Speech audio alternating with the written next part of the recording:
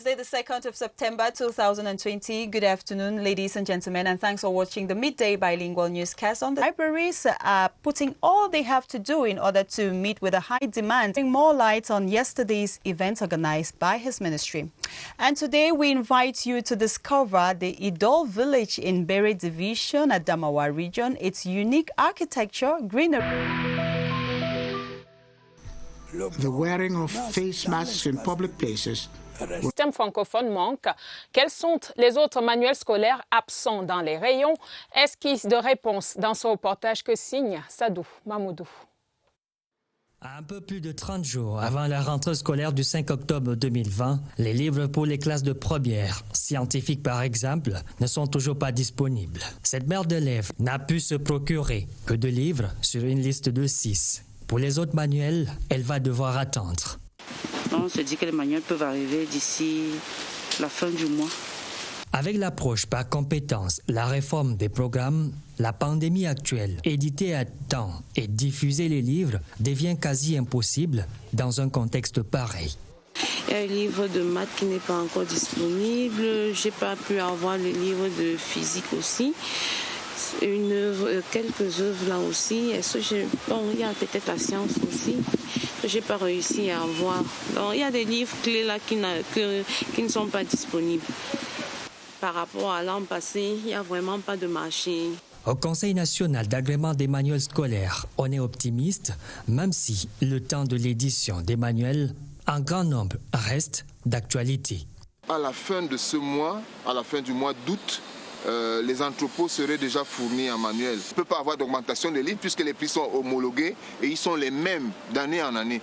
Internet se positionne en rempart pour l'heure, mais certains manuels manquent tout de même à l'appel.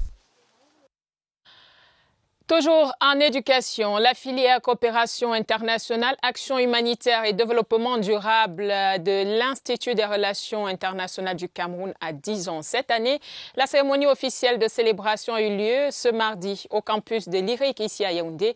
Occasion pour les enseignants et les responsables de cette filière de faire le bilan d'une décennie de formation et de présenter les innovations à venir. Maïmouna Mohamedou Nadia, reportage.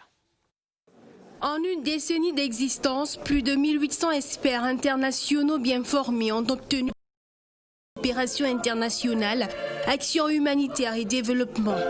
Un bilan au bout qui mérite d'être célébré. Pour la décennie 2020-2030, on compte, n'est-ce pas, renforcer la professionnalisation de cet enseignement, c'est-à-dire renforcer les liens entre les apprenants et, n'est-ce pas, les entreprises et les administrations publiques. Ces innovations, il y a surtout mettre en place l'alternance dans la formation, être plus proche des entreprises, des collectivités territoriales décentralisées à travers des partenariats stratégiques, faire beaucoup du conseil pour les organisations nationales, internationales et également pour les entreprises.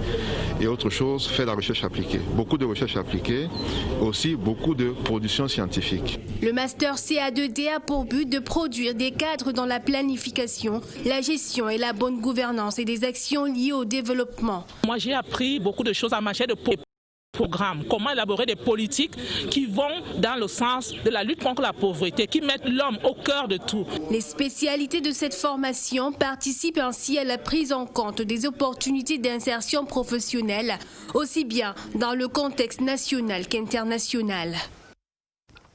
Thanks for watching the Midday Bilingual Newscast. As announced in one of our headlines, the country is bracing up for the start of the 2020-2021 school year, which has been scheduled for the 5th of October. And bookshops, there have been a slight increase in prices of some school items, and the vendors are attributing the increase to the prevailing health crisis. However, stakeholders in the country and in the sale of didactic material are reassuring parents that the school needs will be made available in due time across the country. Romeo Kenya visited some of the libraries in Yaoundé this morning and now reports. She is here to purchase school bags for her kids. And Marim Bazwa is told prices have witnessed an increase compared to last year. Last year, I bought bags for 10,000. But this year I take one bag 14,000. For now, about 15 parents visit this bookshop daily, but the unavailability of some textbooks is a cause for concern. Things like bags, different furniture. It depends on the quality. Some books are scarce, but some books they are reducing the price of the books for some classes. For the system Anglophone, nursery, class 1 and class 2, very scarce. It is true, the health crisis is to be blamed for this, but at the National Council for the Approval of Textbooks and Didactic Materials, all measures have been taken. During these 2 weeks, we'll be sure that all the distributors, all the publishers have put the books at the disposal of the bookshop's owner. Slightly a month to effective school resumption, parents as well as bookshop owners are looking forward to an imminent provision of necessary school items. And before the 5th of October, children still continue to enjoy the holiday period as part of activities organized to keep children busy during this holiday period is the second edition of the Mangisa language program launched in Yaoundé today. Mangisa is a mother tongue spoken by some locals in the Lekki division of the Center region. Students enrolled in this activity started this morning with basic notions like presentation and greetings in the mother tongue. Victor Siga was there and now reports. These young people are already enrolled for the second edition of the Mangisa language learning. For this first day of classes, they are drilled on how to present themselves in the local language. We want our children to know about their culture. We want them to come back and know what about themselves, their identity. For 1 month, they will be given tips in speaking, writing, and reading in the dialect. We learn them how to present themselves, the name of the father, the mother, how to say good morning, how to answer. This language is spoken by the Ebebda and Sa people in the Lekki division, Center region. And more education, the Master's Program in International Cooperation, Humanitarian Action and Sustainable Development offered at the International Relations Institute in Cameroon, IRIC, celebrates its 10th anniversary. Created in September 2010, the Master's Program is a result of a partnership agreement between the University of Padua in Italy and IRIC, Cameroon. As Gladys Asu reports, the anniversary is an occasion for stakeholders and alumni to draw a balance sheet 10 years later. CA2D is a blended Masters in International Relations with 3 different specialties, which include International Cooperation, Humanitarian Action and Sustainable Development. Established in 2010, the CA2D Masters program was built with an aim to provide solutions to international problems. It deals with humanitarian action, the situation in the world today. It deals with environmental management, and it deals with international cooperation and decentralized cooperation for development. A decade already, now it's time to strengthen ties that will lead to the growth of the students. To celebrate a good example, we're going to reinforce ties between students and public administrations, international organizations, multinational firms, and local and regional authorities. Since 2010, 1,800 experts have been nurtured and are actively participating in sustainable development at the national and international level. Regardez le...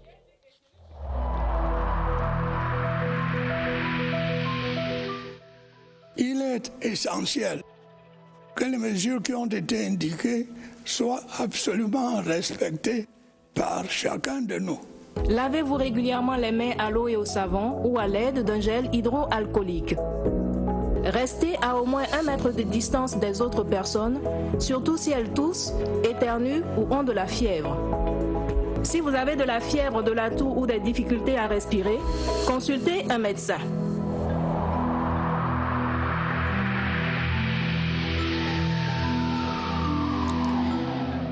Madame, Monsieur, c'est le 12 sur la CRTV. Merci d'être avec nous. Des voix s'élèvent pour dire non aux assassinats de Florence Ayafor, Trésomba et Comfort Toumassan dans les régions du Nord-Ouest et du Sud-Ouest.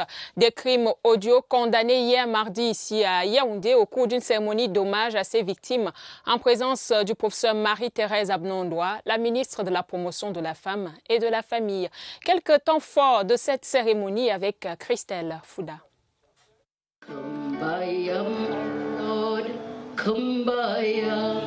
Des lamentations de la gente féminine issues des hautes sphères de la République aux plus démunis. Leur habillement dénote leur désarroi et les mots pour le dire font écraser des larmes. Nous en avons assez. Il faut que ces atrocités s'arrêtent sur les femmes, sur les enfants et qu'on retrouve la paix et la sérénité pour que la vie reprenne un cours normal. Au-delà des pleurs, les femmes souhaitent que la paix revienne dans les régions du Nord-Ouest et du Sud-Ouest. Cette manifestation intervient une semaine après que les patriotes indomptables aient demandé que les commanditaires de ces assassinats soient rapatriés pour répondre de leurs actes. L'invité est avec nous sur le plateau. Roland Pandjé est au ministère de la Promotion de la Femme et de la Famille. Welcome, sir. Thank you very much. Ben Gassa. Good afternoon. You're Roland Pandjé. You are Barrister Roland Pandjé, Senior Social Worker and Head of the Legal Department at the Ministry of Women's Empowerment and the Family. Exactly. And if you're invited this morning, it's to talk about yesterday's events. We saw women from all over Cameroon who converged on Yaoundé dressed in black to say no to the atrocities perpetrated against the women, especially in the two English-speaking parts of Cameroon. And events like that, what's the message you want to send across? The first message is that the ministry wants to condemn that act with all its force to sensitize the population on the dangers of violence against women, the girl child, and the family, where the men are equally inclusive. Above all else is to, solicit the international community and Cameroon to see into it that such atrocities are stopped forthwith, because the UNESCO pronouncement says that since violence starts in the mind and soul of men, the solution too will equally be found in the mind and soul of men to end such atrocities. Barrister, some people have been talking since yesterday. We saw the women before now in Bamenda and even Boya marching to condemn such atrocities. And yesterday, these are the big events to say no to violence against women and girls. Does it mean that when a man dies, it doesn't mean anything to the Ministry of Women's Empowerment? Is it that the lives of women is more important than that of the men?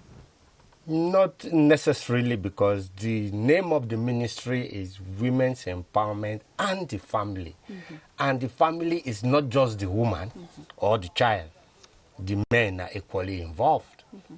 Boys are equally there. So in such events, even though the perpetrators are known, but the consequences fall on the family, and the family is made up of the woman, the man, and the child.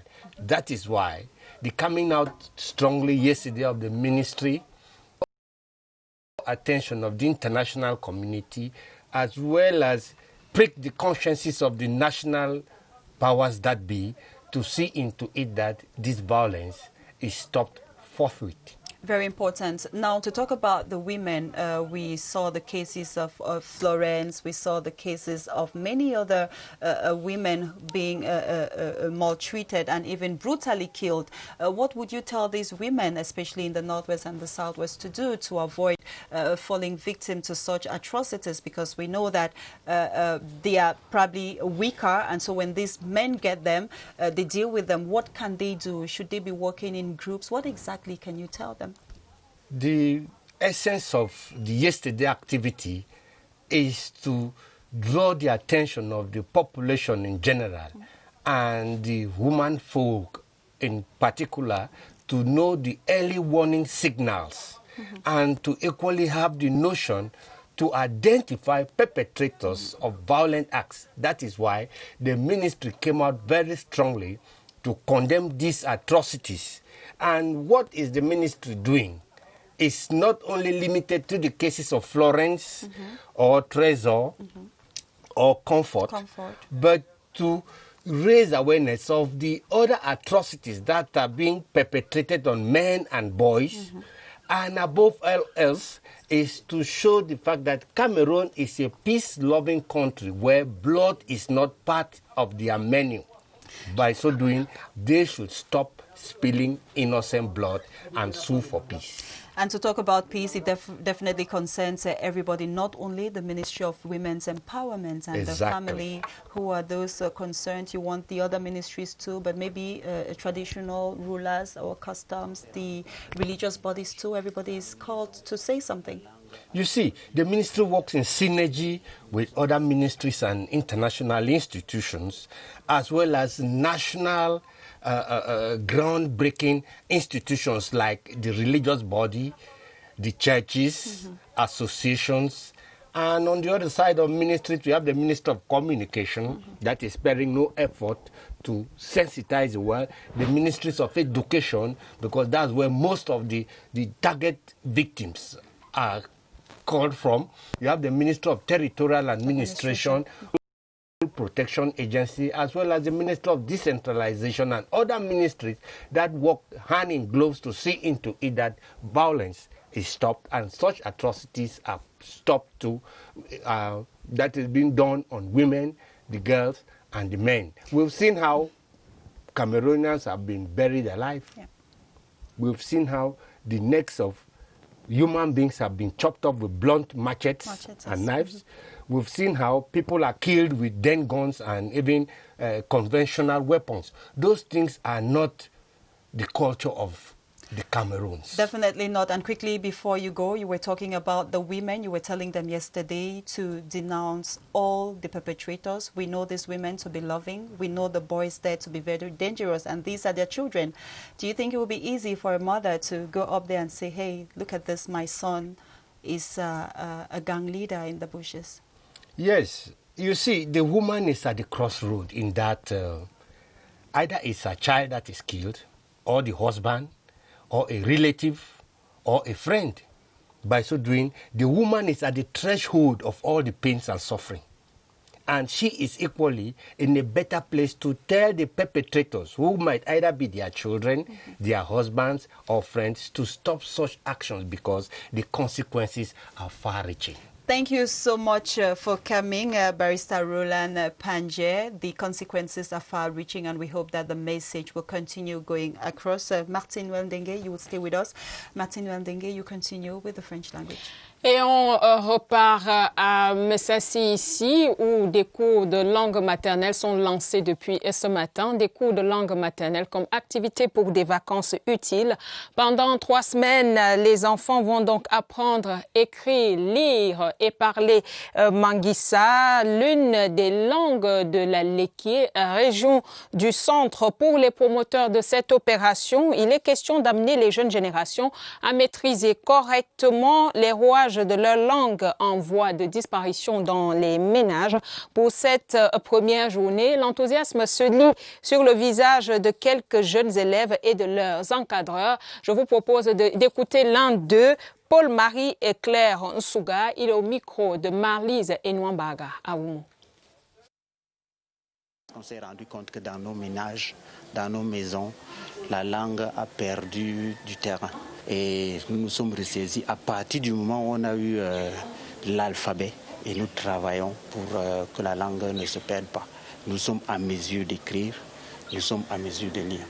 Les parents eux-mêmes ont perdu l'habitude de parler la langue dans les maisons. Donc on s'est dit qu'à partir du moment où nous avons ce support, ces symboles-là, l'alphabet, nous sommes sûrs qu'en écrivant, nous ne pourrons plus perdre cette langue.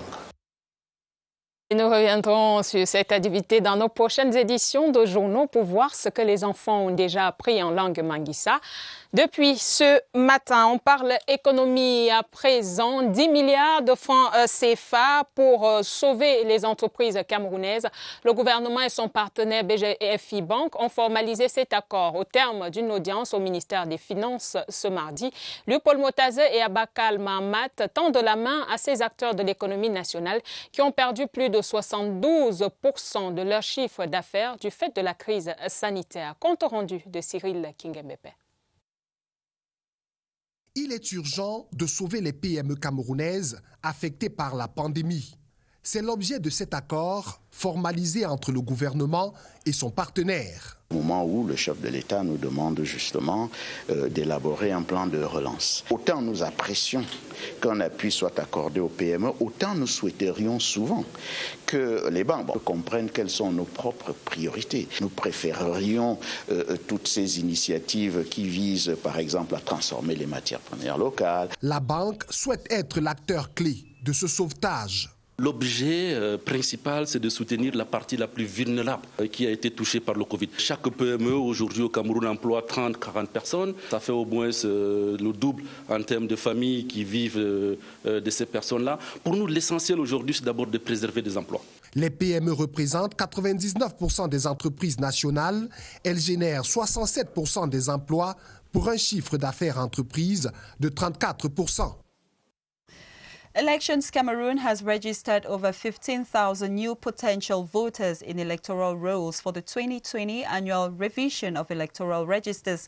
The figure was disclosed at a press briefing granted yesterday by the Director General of Elections, Eric Essousset.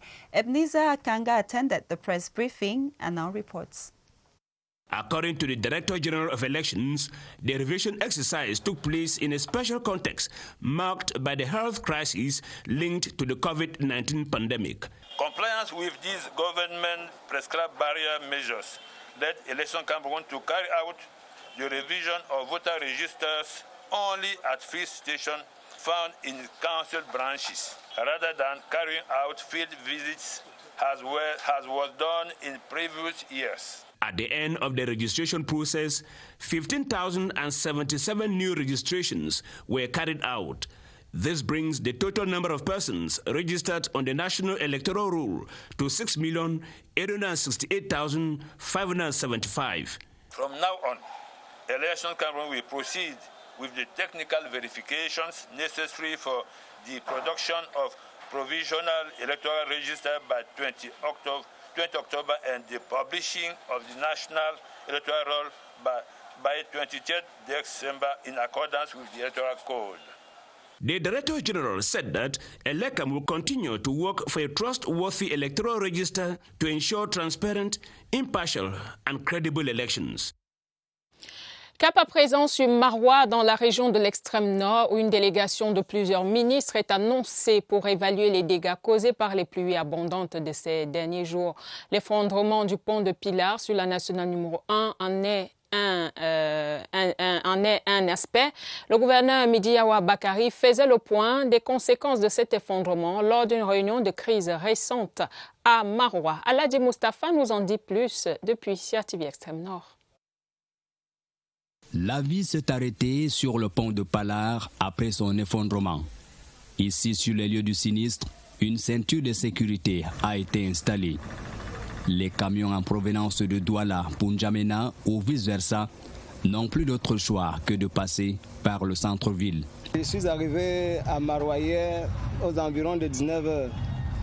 On m'a fait savoir que le pont était coupé et il fallait contourner dans la ville. Mon voyage est arrêté pour ce jour à cause de ce contour. Si ce n'était pas ce contour, je devais continuer de traverser, même aller au niveau de Ouaza avant de dormir. Mais je suis obligé maintenant d'attendre demain matin avant de lancer. C'est vraiment difficile. Mon souhait est qu'on essaie de vite rétablir ce pont. Compte tenu de l'importance que représente cet ouvrage de franchissement, une délégation interministérielle est attendue à Maroua pour évaluer les dégâts causés par les pluies et apporter des solutions. L'annonce a été faite par le gouverneur de l'extrême nord, Midiawa Bakari, qui a présidé cette réunion de crise. Rappelons que le pont de Palar, construit dans les années 80, a subi l'érosion et s'est effondré lundi dernier après une forte pluie qui s'est abattue sur la ville de Maroua. Se loger dans les grandes villes au Cameroun aujourd'hui n'est pas chose aisée. À Yaoundé, la capitale, le besoin a fait prospérer un métier, celui d'agent immobilier ou des personnes sans formation. Se déclare agent immobilier une jungle donc dans laquelle les populations se font arnaquer. L'enquête de Victor Lema, CRTV News. La formule d'approche semble avoir de l'effet. Pancartes à même le sol ou affiches sur des bacs à ordures et autres poteaux électriques accrochent des personnes à la recherche d'un logement. On a opté vraiment dans l'immobilier pour se battre, pas pour être des bandits. Donc ça fait que du quotidien on cherche des maisons aux gens pour les faciliter la tâche. Seulement faire la différence entre le bon grain des livrets dans ce domaine, c'est comme s'essayer à un jeu de hasard. C'était une annonce sur Facebook. Je l'ai donc appelé et après notre échange, il m'a dit il faut que je lui fasse un dépôt Orange Money de 5 000. Je me suis déplacé jusqu'à Santa Barbara, sauf qu'à ma grande surprise, je lance le numéro ne passe plus. Le mal est enraciné dans la cité et le secteur d'activité pollué. Comment expliquer que quelqu'un voit sur un poteau électrique affiché à 1,50 m, on a fixé une plaque maison à louer et il relève ce numéro, il appelle. C'est pas comme ça. Quand vous devez louer une maison, vous devez regarder l'existence de cette maison. Être agent immobilier requiert un minimum de conditions à remplir au préalable. Il soit avoir un baccalauréat et passer 10 années de... soit avoir une licence en droit ou en sciences économiques, soit avoir exercé une profession technique allant dans ce sens. Depuis 2001, un décret régulant cette fonction avait été pourtant signé par le chef de l'État. Mais sur le terrain, les textes sont foulés aux pieds, à en croire la tendance actuelle. La loi n'est pas appliquée en profondeur. C'est une loi qui a été lancée en pâture. Nous avons la loi, nous avons les textes, mais le désordre continue à régner. Des dispositions peu connues ou ignorées jusqu'ici par ces pseudo-agents immobiliers qui continuent à surfer sur la crise du logement et opèrent au mépris de la loi. And some culture in this newscast. Melong in the Mungo division now has a new chief. His Majesty Calvin Ehab Penda was officially installed this weekend by the senior divisional officer of Melong, Alain Blaise Biko, in a ceremony punctuated with traditional activities and celebrations. Emmanuel Amoni was there and brought back this report. It is a new dawn in the history of the Melong Fort district. Calvin Richard avait reçu l'onction du collège des notables pour succéder à son père, Sa Majesté Penda Richard de regretter mémoire, pour qui je sollicite une minute de silence. In this new office, His Majesty Calvin Ehab Penda is called to respect the framework of responsibilities. He would have to know how to transmit to the population the instructions of the authorities. He is now the leader of all the social strata and will also have to contribute effectively to the fight against the various social ills, one of them being the consumption and sale of drugs, which has gained grounds in the city. Ce qui est rare pour nos chauffeurs aujourd'hui aboutit à la désignation à l'unanimité de M. Ehab Penda Richard Calvin. The ceremony was colorful, lively, and was marked by the presence of the divisional officer for the Ndé and elites of Melong. Today, as announced at the start of this newscast, we're going to discover Idol village in Mbere division of Damawa region. Its unique architecture, greenery, and the cleanliness make it stand out among many villages in that part of our beautiful country, Cameroon. Tourists are marveled by the thatch houses and eucalyptus trees, which only adds to the beauty of the landscape. And our guide this afternoon is Silas Nkwine. Idol is notable for its cleanliness, urban planning, appealing architecture, and serene greenery. Located about 105 kilometers southeast Gauderi, the village stands proudly against dirtiness and disorganization. The eucalyptus trees planted throughout the village and well spaced, as well as its wet roads, offer some spectacular scenic view. There is also a mosque. There is a health center and educational establishments. Each person living in Idol under the customary chief and spiritual guide, His Majesty Muhammad Haman, is responsible for this cleanliness in the village, which is one of Adamawa's top tourist destination site, with residents offering their room for stay. Its grass roof houses will surely catch the attention of the eyes. This place also offers immense peace and a fresh air to breathe. And in the times when people have got so busy that they can't spend a moment in noisy areas, Idol Village can be the best for finding your inner. Merci d'avoir regardé. Merci surtout de rester sur nos antennes. Nos programmes se poursuivent. Diane Gassa et moi-même aurons le plaisir de vous retrouver demain lorsqu'il sera l'heure. À demain 12h. See you tomorrow midday, Diane. See you tomorrow, Martin Landing, and continue watching programs on CRTV and CRTV News.